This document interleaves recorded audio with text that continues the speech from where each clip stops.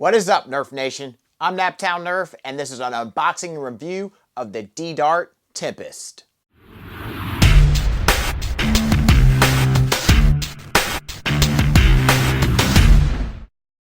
Alright, you guys, so D-Dart was kind enough to actually send this to me for review, and I think that's super awesome. It really helps me review more blasters on this channel for you guys because buying them does get expensive. But this thing looks awesome, and I actually almost picked one of these up when they were first released. I believe they're for sale only at Target. But yeah, this thing is pretty different and pretty cool looking, if I do say so myself. It really reminds me of the auto shotguns from The Matrix that Mouse wielded.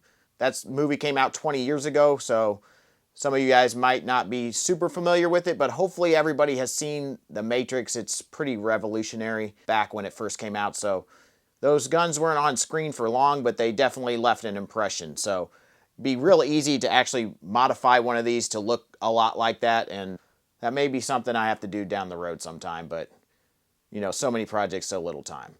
Anyways, let's check this baby out. All right, let's take a look at the box real quick. They have quite a few things on here, so one of the things that really stands out to me is this thing holds 28 darts. That's a lot of capacity for such a small, compact blaster. And I also want to give them props for creating a box that actually allows you to hold the blaster, you know, before you even take it out. I think that's really cool and gives you a feel for it. I can't really think of another blaster that's sold that you can actually hold before you actually buy it. And yeah, the grip is pretty large and actually very comfortable. So this also states that it's single fire and automatic. So I think that's pretty sweet. We will definitely check that out and see how that works. It says it's going to fire 72 feet away. I have a hard time believing that, but you know, that kind of goes for all, you know, blaster companies. They like to, you know, exaggerate the range claims, but nevertheless, we will definitely test that out on the range later. It says it takes 4 standard AAA batteries. They actually were kind enough to send me with 4 AAA batteries, which I think is awesome. I don't believe it actually comes with 4 AAAs, but that's what is required to run the blaster. And then single hand operation, which is always a plus in my book. So pretty darn cool. We'll check out the back. There's a good look of what's going on and how you can actually just go in there and grab it. I think that's really, really cool. So let's go ahead, crack this baby open.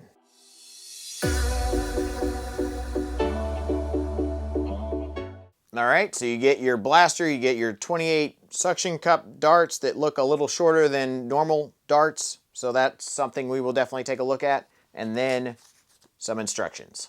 So yes, indeed, they are a bit shorter than your normal Nerf Elite Dart or, you know, any sort of knockoff for the most part. The only dart that's compatible, I would believe, is the X-Shot dart, as it's basically the same length. So that's a little disappointing because that means you really can't use other darts in this blaster. At least X-Shot makes darts that are short enough that should work, but it kind of sucks because the darts that I use at the Naptown Nerf Club, and I know most people use for their club wars or most people have in their house, are going to be longer darts and not going to be able to work in this blaster without modification.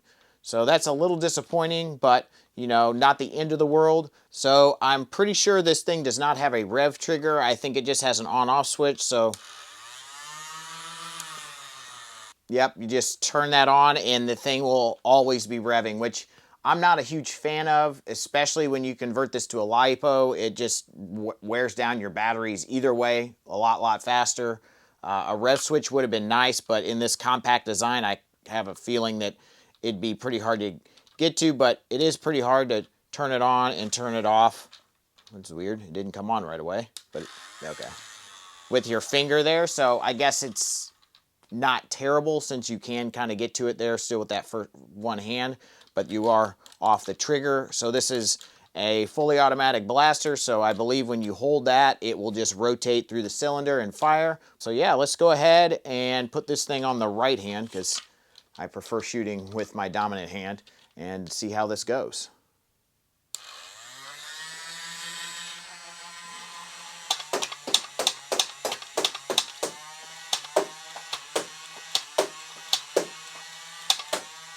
Well, I'd say that has a decent rate of fire, easily single shotable, so that's good.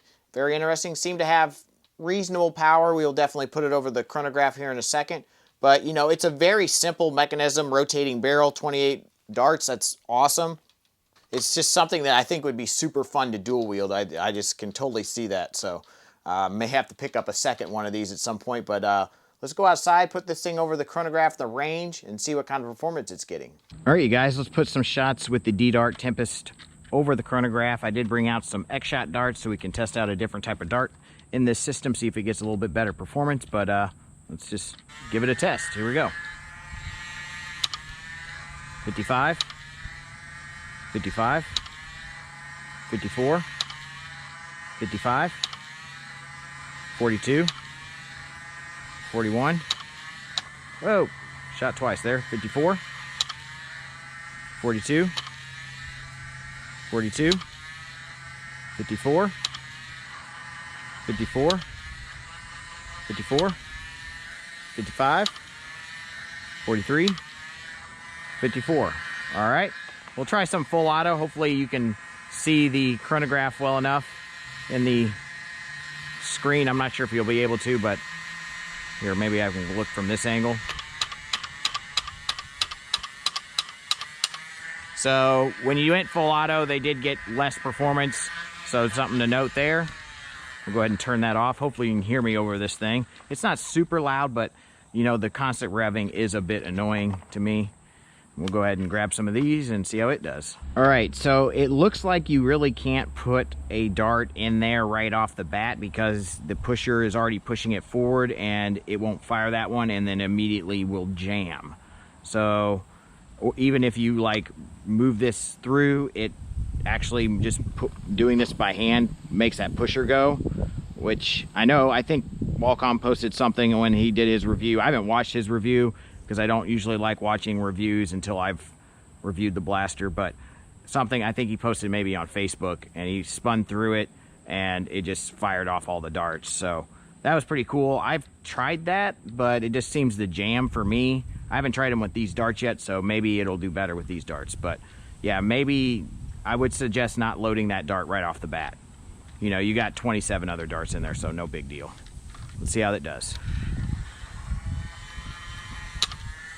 52, 53, 52, 53, 53, 52, 51, 52, 52, 53, 51, 52, 52. Yep, low to mid 50s. Let's try some full auto.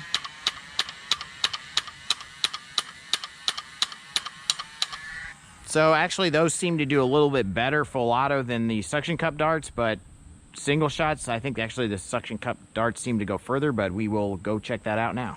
So I know that these suction cup darts here were the ones that went out full auto, so that's like between 21.5 feet to a little over 24 feet, maybe 25 feet there. And then the X-Shot darts that were full auto were, you know, about 24 foot to, I would say, 27 to 28 feet maybe. But the single shot darts were very similar. I guess they were similar. Maybe the ones that the suction cup darts they came with maybe flew a little bit further. They might be slightly lighter. I think they probably are, because the foam seems a little bit softer and the tip design is definitely probably lighter. That may be the reason for it. But you know, you got ranges between 30 to all the way up here to, you know, some up here 36 to that furthest one just short of 39 feet. And you got one X-Shot dart up here, but you know, range is nothing to write home about, and definitely the FPS isn't either. All right, so I'm going to try to manually spin this and see if it works. See, I just find that it jams a lot. Yeah, I don't know, maybe I don't know the technique of it, or maybe mine isn't working. I guess if you go slow with it, it'll be okay. We'll try this again.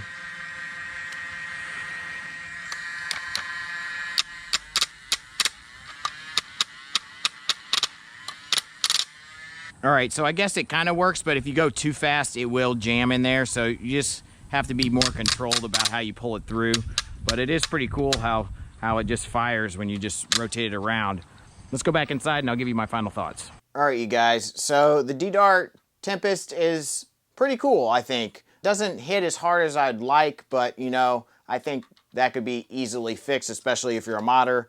The main reason I think for that is the spacing of the flywheels is very wide. I'm not even sure if it's Nerf standard spacing. It might be, but yeah, it's not getting very much contact at all on the darts when they go through there. So that could be tightened up a bit. Anyways, the one thing I did miss is this little plastic part on the back is actually, if you push that, whoa, to there, then it will allow you to load up all 28 cylinders, and you can move through it a lot easier that way. And that's how you load up all your darts. If you don't do that, then you probably shouldn't put that one in the top, but that makes it a lot easier to load, and that's definitely a good design choice, I think. It is a little weird to load your darts because they kind of have to go in on an angle over this rim, so I would probably knock out this rim. I know the reason they put that there to kind of keep the dart from falling out, because it obviously is a loose fit as it's a flywheel blaster and you want it to be able to push the dart out easily. Obviously, if you wanted to make this possibly compatible with full-length darts, you might have to remove that rim there, and I'm not sure if it would sneak by here or not. It'd be very tight, so I'm not sure about that one, but nevertheless, that is what that thing does, so that's pretty cool. And then you just push it back that way, and then you're ready to fire again. The only real issue I was having with this is sometimes when I turned it on, it wouldn't quite want to turn on. It was, you know, I don't know if there's just something going on with it or not, but it seems to be working fine now. It only really happened like twice. The first time when I was right here, it took a second for it to turn on. So hopefully that switch is, you know, not going to go out on me or anything like that, but, you know, something to keep an eye on. I honestly would prefer a rev trigger to this switch. I think that's one of the things I would want to change most about this blaster, but it's not a deal breaker. It is you are pretty easily able to access that with a finger, so, you know, it just is a little annoying when I'm talking to you guys and it's revving, you know, obviously, things like that. And then when you're, you know, playing, you have your blaster just constantly revving in your ear. That's annoying to me personally, but, you know, to each their own.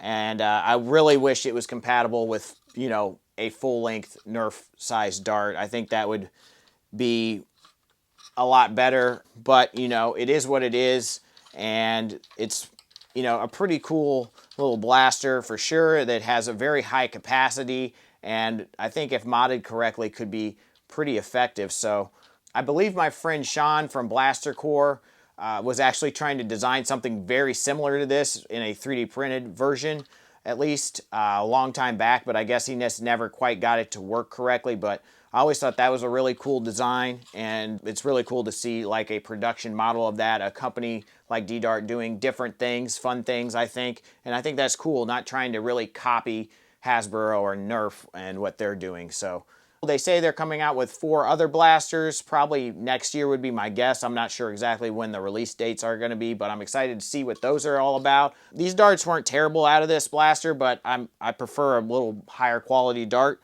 But that's just me. You can get X-Shot darts to work in this, so that's definitely a plus, and you can find those at a lot of places for sale, so it's good that you can find darts that actually do work with this, because these might be tough to come by, you know, after you get your blaster. So thank you guys so much for watching. If you like this video, please leave me a like. It greatly helps out the channel, helps promote the channel, and I'd greatly appreciate it.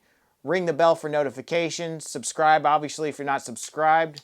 And as always, peace out.